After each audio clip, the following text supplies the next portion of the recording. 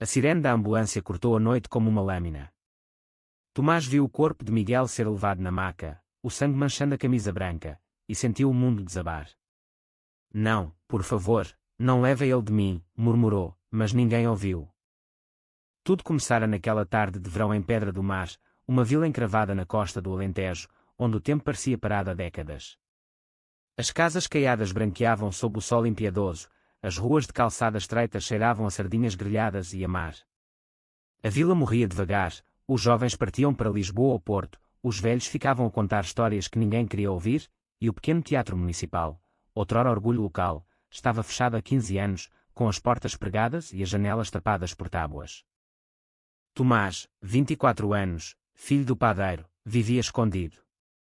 Amava Miguel desde os 13, quando dividiram o mesmo banco na escola e Miguel lhe oferecera metade do seu folar na Páscoa.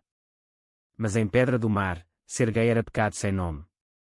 O pai de Miguel, o presidente da junta de freguesia, repetia que esses eram doença da cidade grande. Tomás aprendera a calar, a sorrir quando as raparigas da vila o provocavam, a fingir interesse por futebol. Dentro dele, porém, uma voz gritava todos os dias: se eu abrir a boca, perco tudo. Naquela tarde, estavam escondidos atrás da antiga muralha, onde o mar batia forte nas rochas. Miguel beijara o primeiro, um beijo rápido, assustado, mas cheio de anos de desejo contido. Tomás, eu não aguento mais viver assim. Quero contar ao meu pai. Quero viver contigo, sem medo. Tomás sentiu o coração parar. Estás louco? Ele mata-nos. A vila inteira nos vira as costas. Miguel insistiu, os olhos verdes brilhando de determinação. O amor não pode ser crime. Discutiram. Tomás, aterrorizado, disse palavras que depois o perseguiriam para sempre: se és tão corajoso, vai lá contar sozinho. Eu não vou destruir a minha vida por um sonho impossível. Miguel empalideceu. Então é isto. Preferes a mentira à verdade? Virou-se e correu. Tomás ficou ali, as mãos tremendo, odiando-se por cada sílaba. Horas depois, o acidente. Miguel, cego de raiva e lágrimas, conduzira a moto demasiado rápido na estrada sinuosa que descia para a vila. Bateu contra o muro da capela. Quando Tomás chegou ao hospital de Beja, o médico disse apenas: está em coma. Pode acordar amanhã ou nunca. Tomás sentou-se ao lado da cama, segurando a mão inerte de Miguel. Desculpa. Eu tinha tanto medo de te perder que acabei por te afastar. Lá fora, a vila cochichava: foi castigo divino, diziam alguns. Coitado do rapaz, tão bom filho. Ninguém sabia do beijo, do amor, da discussão. Tomás guardava tudo dentro do peito, um peso que o sufocava. Na madrugada, enquanto velava o amigo, Tomás lembrou-se de algo que enterrara há anos. Aos 16, escrevera poemas. Poemas sobre o mar, sobre a dor de não poder dizer o nome de quem se ama. Escrevia à noite, escondido, e depois queimava os papéis no forno da padaria. Mas um caderno sobrevivera, guardado no fundo de uma gaveta. Nele, havia uma peça de teatro inacabada, a história de dois marinheiros que se amavam em segredo numa vila como Pedra do Mar, no tempo das caravelas. Tomás nunca mostrara a ninguém. Achava que era pecado duplo, ser gay e sonhar ser escritor. Mas agora, vendo Miguel imóvel, pensou: se ele morrer sem saber o quanto o amo, nunca me perdoarei. Pegou no telemóvel e abriu o bloco de notas. Começou a escrever.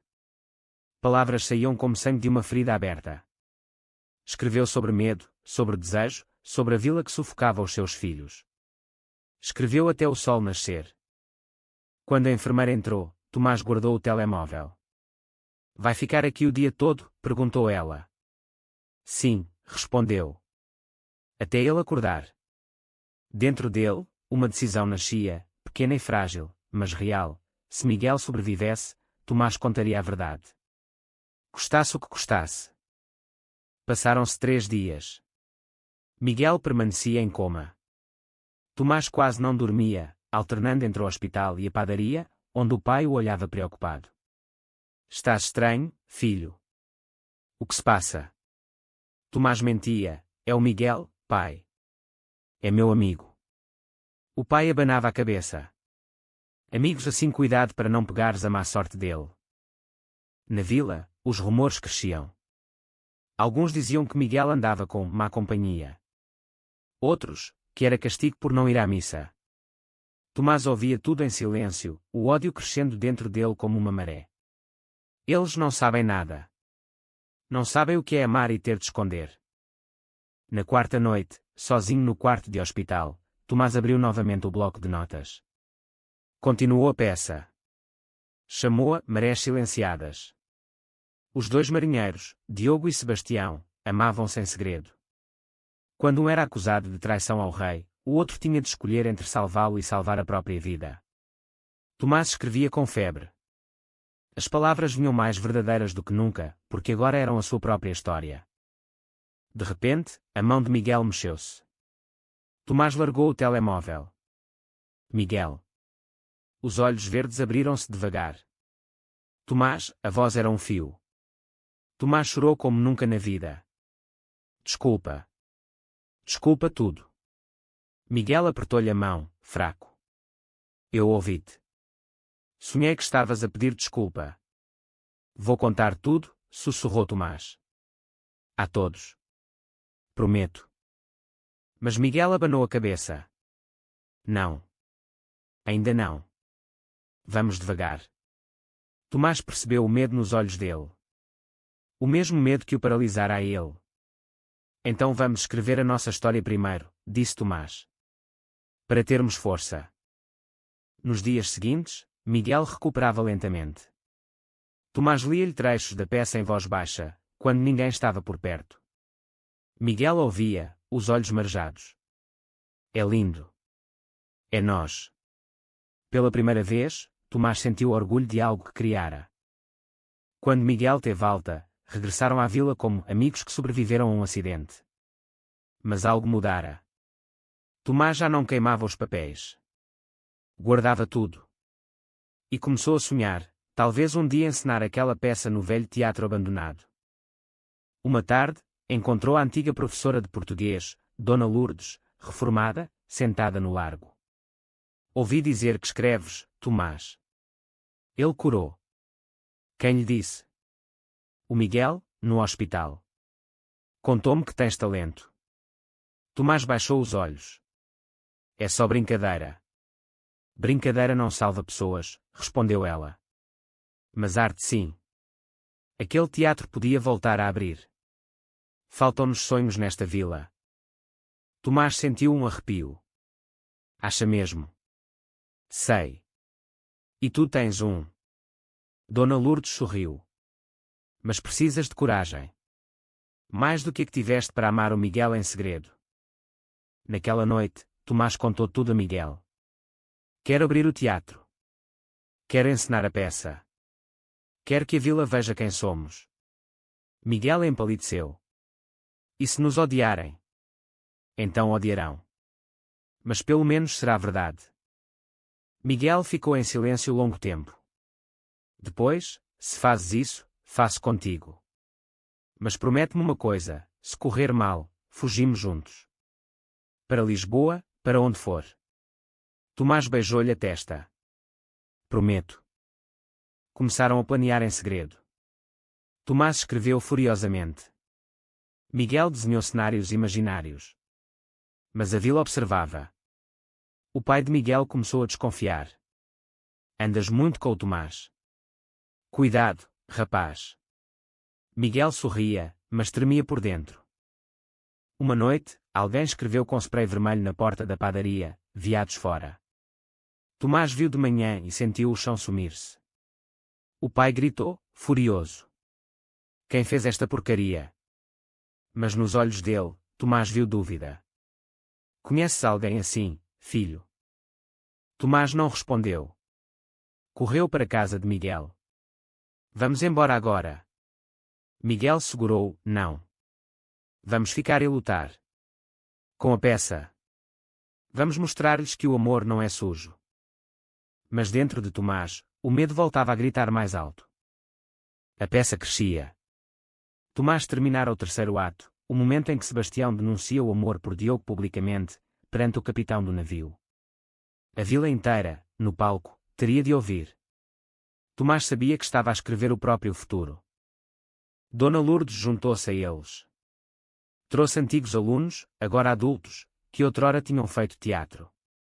Formou-se um pequeno grupo, 6 pessoas, todas com segredos próprios.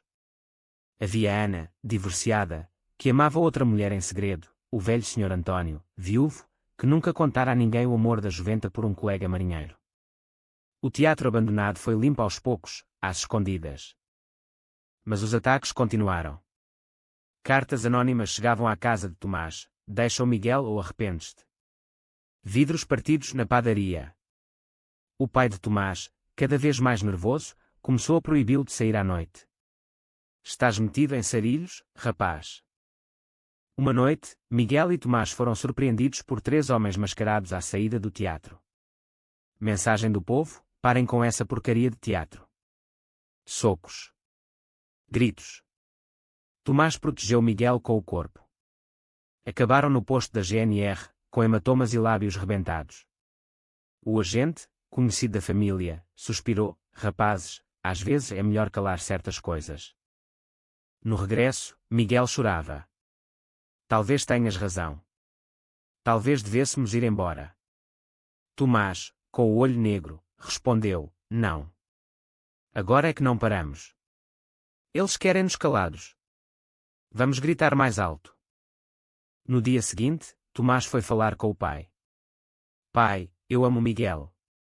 Sempre amei. O silêncio que se seguiu foi pior que um murro. O pai empalideceu. Sai desta casa. Tomás saiu, o coração em pedaços, mas pela primeira vez livre. Foi viver para a casa de Dona Lourdes. A notícia correu a vila como fogo. Metade virou-lhe as costas. A outra metade, em segredo, começou a admirar a coragem. O pai de Miguel convocou: é verdade o que dizem? Miguel, tremendo, respondeu: sim, pai. Amo Tomás. O homem levantou a mão, mas não bateu. Apenas disse: então não és mais meu filho. Miguel saiu de casa com uma mochila. Os 2 jovens, agora sem família, refugiaram-se no teatro. Dormiam em colchões velhos, aqueciam-se com o amor um do outro e com o sonho da peça. Vamos estrear no dia de São João, decidiu Tomás. A vila inteira vai ter de ver. Mas o maior golpe ainda estava por vir. Uma semana antes da estreia, o presidente da Câmara, pressionado por cidadãos preocupados, proibiu o uso do teatro municipal. Não queremos divisões na comunidade. Tomás sentiu o mundo ruir outra vez. Acabou. Miguel, porém, tinha fogo nos olhos. Não acabou.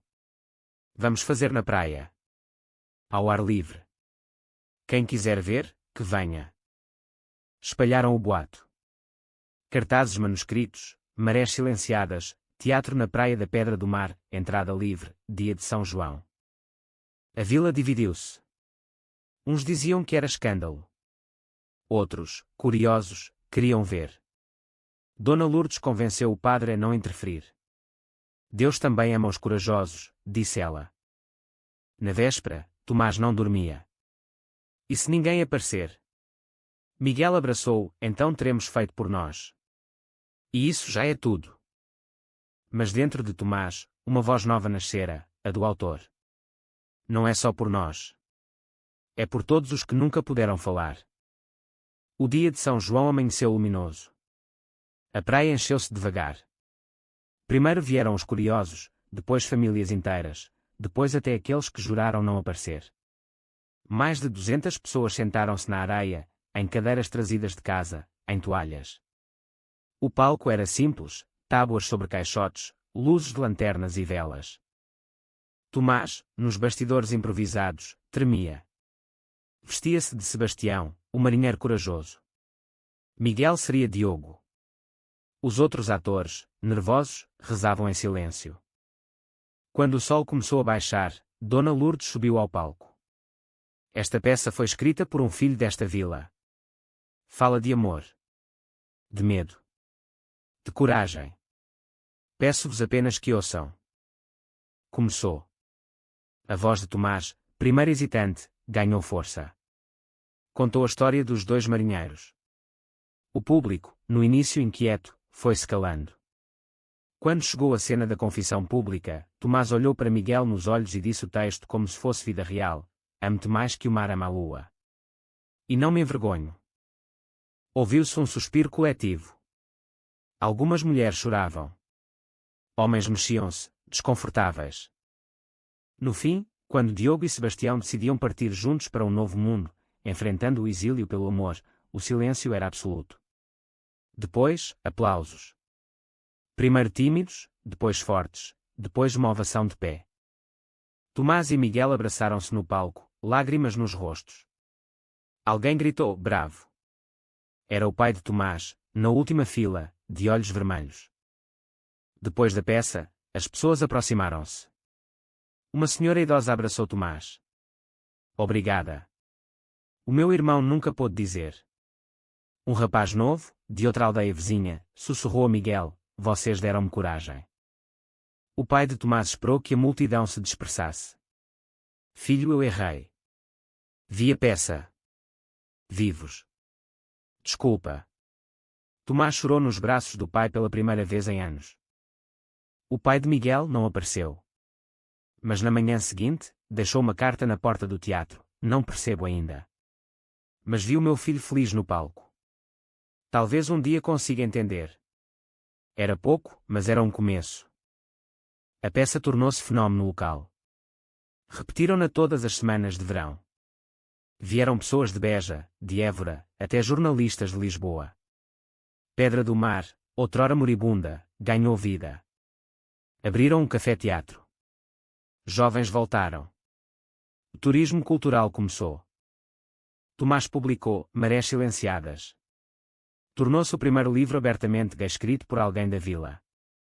Ganhou um Prémio Nacional de Literatura Emergente.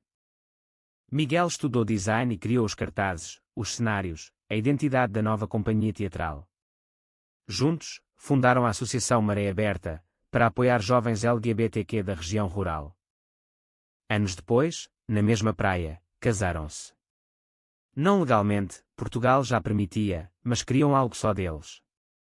Trocaram votos ao pôr do sol, perante amigos, família reconciliada, e meia vila. Tomás, já com 30 anos, olhava o mar e pensava: quem diria que um talento escondido, enterrado pelo medo, salvaria não só uma vila, mas a minha própria vida? Miguel apertou-lhe a mão. E a minha? A vila de Pedra do Mar nunca mais foi a mesma. Aprendera, devagar e com dor, que o amor, quando finalmente fala, pode curar até as feridas mais antigas. Na verdade, como são 6 files de 1000 cada, preciso expandir mais os files anteriores ou este. Mas como a instrução é cada file 1000 palavras, e total 6000, vou considerar que os anteriores estavam corretos, e continuar. Os anos seguintes não foram fáceis. O sucesso trouxe inveja. Um grupo conservador tentou boicotar o café-teatro. Houve ameaças novamente. Tomás duvidava às vezes: valeu a pena perder a paz. Mas Miguel lembrava-o: paz de cemitério não é vida. Expandir com mais conflitos internos, diálogos, reflexões. Tomás começou a receber cartas de jovens de todo o país. Li a sua peça. Salvou-me. Ele chorava ao lê-las. Percebeu que o talento que escondia não era só dele, era para os outros. Uma noite, o pai de Miguel apareceu no teatro. Velho, curvado.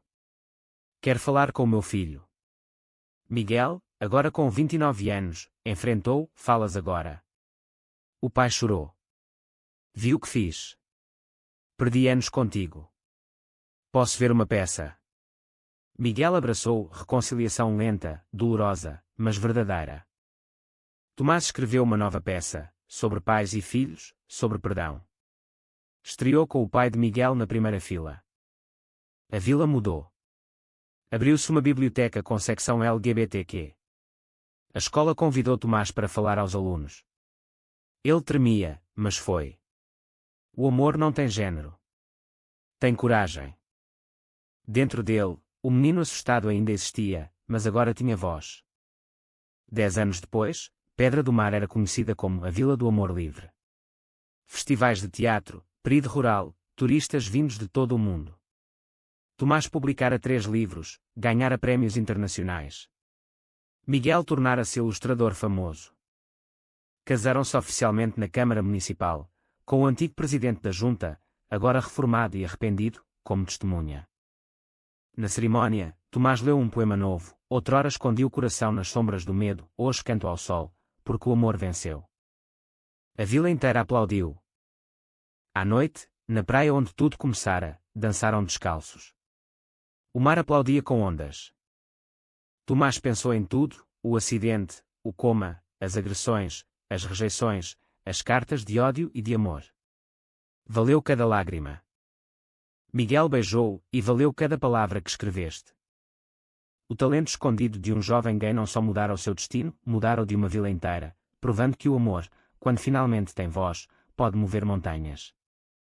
E assim, em Pedra do Mar, aprenderam que os segredos mais profundos, quando libertados, tornam-se a luz mais forte.